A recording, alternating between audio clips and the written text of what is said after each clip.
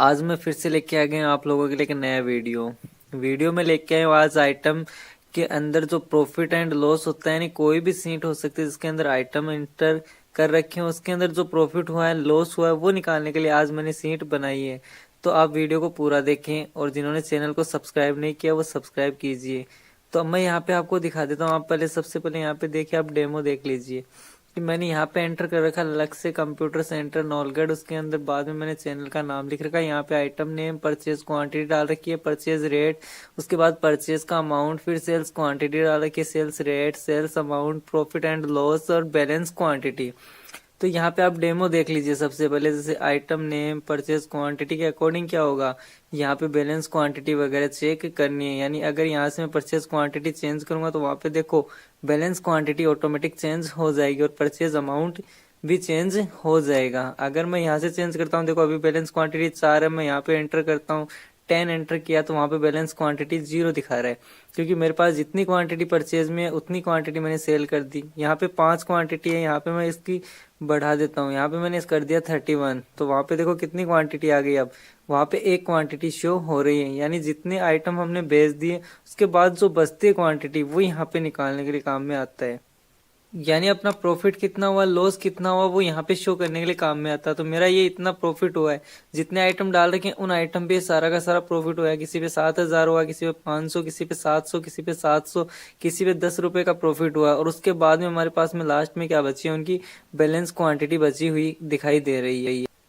यहाँ पे मैंने आइटम के अकॉर्डिंग एक सीट और एंटर कर रखी है, तो मैं सीट नंबर 2 पे दिखा देता हूँ। यहाँ पे मैंने डाल रखा है लक्ष्य कंप्यूटर सेंटर नौलगढ़, यानी जहां से आपको आइटम खरीदना है वो मैंने यहाँ पे एड्रेस डाल रखा है। उसके बाद में मैंने यहाँ पे आइटम एंटर कर रखे हैं कंप्यूटर के, जो हमें निकालने हैं, जिनकी परचेज क्वांटिटी से लेकर बैलेंस क्वांटिटी तक निकालना है। तो यहाँ पे सबसे पहले क्या करना है, इन आइटम के अकॉर्डिंग क्या करना है, इनकी क्वांटिटी डाल दो। जैसे मैंने आई बॉल कैबिनेट की क्वांटिटी 15 डाल दी। इसके बाद में डेल माउस की क्वांटिटी मैंने 50 डाल दी।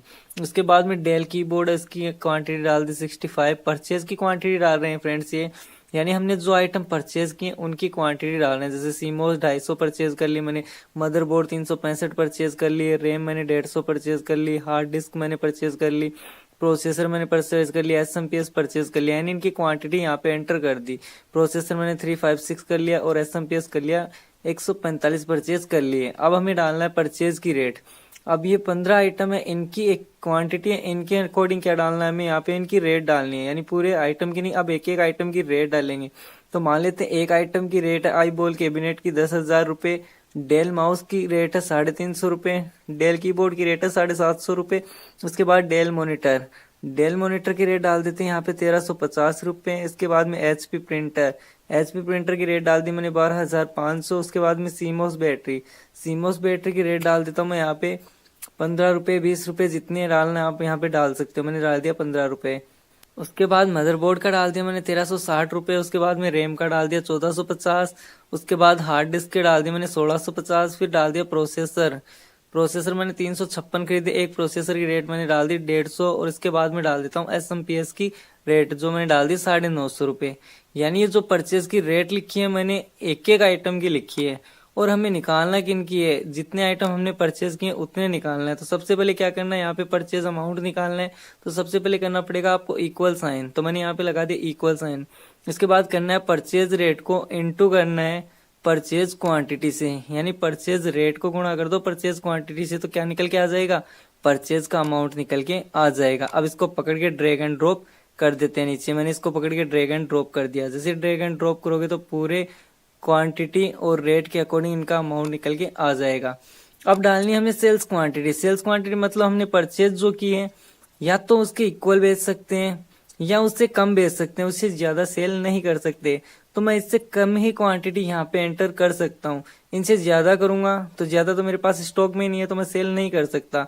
या तो इसके इक्वल बेचूंगा या इससे कम बेच सकता हूँ।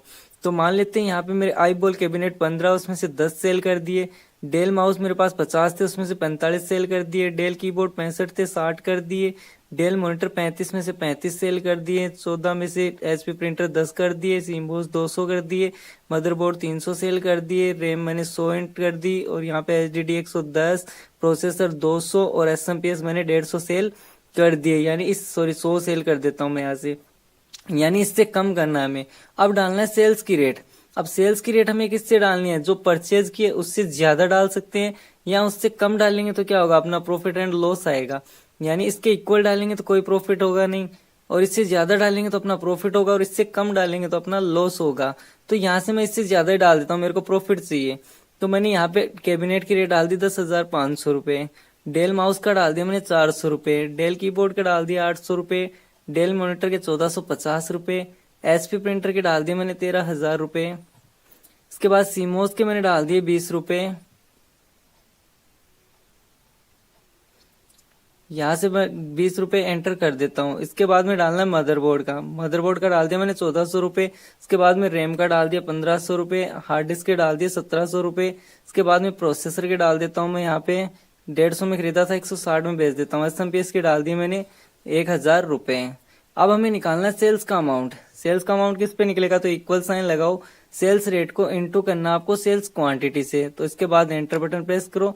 अब इसके बाद इसको ड्रैग एंड ड्रॉप कर देते हैं। मैंने इसको यहाँ से ड्रैग एंड ड्रॉप कर दिया। जैसे ड्रैग एंड ड्रॉप करोगे तो यहाँ पे आपका क्या निकल के आ जाएगा, सेल्स अमाउंट निकल के आ जाएगा। अब निकालना है प्रॉफिट एंड लॉस। तो प्रॉफिट एंड लॉस निकालने के लिए सबसे पहले क्या करना पड़ेगा, इक्वल साइन लगाना पड़ेगा। तो इक्वल साइन लगा दो, इक्वल ब्रैकेट ओपन। अब हमें करना है सेल्स रेट को माइनस कर देना है परचेज रेट से, sales rate minus purchase rate, bracket close. अब इसको इनटू कर देते हैं, जितनी क्वांटिटी हमने सेल कर दी है उससे क्या करेंगे, इसको इनटू कर देंगे। तो मैंने इनटू लगा दिया और यहाँ से कर दिया सेल्स क्वांटिटी।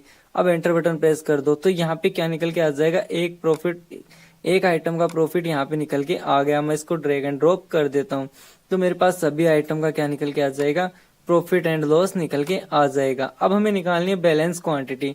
तो यहाँ पे लगा दो इक्वल साइन, परचेज रेट को माइनस कर दो सेल्स, सॉरी परचेज क्वांटिटी को माइनस करना है सेल्स क्वांटिटी से। तो अपना क्या निकल के आ जाएगा, बैलेंस क्वांटिटी निकल के। इसको ड्रैग एंड ड्रॉप करेंगे तो यहाँ पे बैलेंस क्वांटिटी इनकी निकल के आ जाएगी।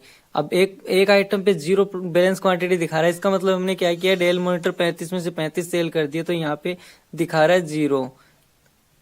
अगर आपको इसके बाद में कोई भी डेटा अगर नया एंटर करना है तो इसको क्या करना है, इसको टेबल के फॉर्मेट में डाल दो। यानी पूरा का पूरा जो डेटा है इसको टेबल फॉर्मेट में डाल देते। तो यहाँ से इसको सिलेक्ट करो। सिलेक्ट करने के बाद में आपको कीबोर्ड से टाइप करना है कंट्रोल टी टाइप करते ही यहाँ पे टेबल का डायलॉग बॉक्स ओपन हो जाएगा। इसको यहाँ से रेंज डालनी है।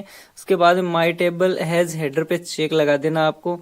चेक लगाने पे क्या होगा, चेक लगाओगे तो नया डेटा एंटर करोगे तो फॉर्मूला टाइप नहीं करना पड़ेगा। और उसके बाद कर दो ओके। ओके करने के बाद अगर आप नया डेटा कहीं भी एंटर करोगे, मैं यहाँ पे नीचे एंटर कर देता हूँ एक नया डेटा। तो मैंने यहाँ पे मैंने यहाँ पे एंटर कर दिया हार्ड डिस्क। हार्ड डिस्क का एंटर करते देखो आगे फॉर्मूले वाली सेल में ऑटोमेटिक यहाँ पे डेटा आ गया। यहाँ से मैं जैसे क्वांटिटी वगैरह और रेट डालूंगा तो यहाँ पे देखो परचेज अमाउंट और बैलेंस क्वांटिटी ऑटोमेटिक शो हो जाएगी। इसके बाद सेल्स क्वांटिटी सेल्स रेट डालोगे तो पूरा फॉर्मूला एंटर हो जाएगा, ऑटोमेटिक आ जाएगा।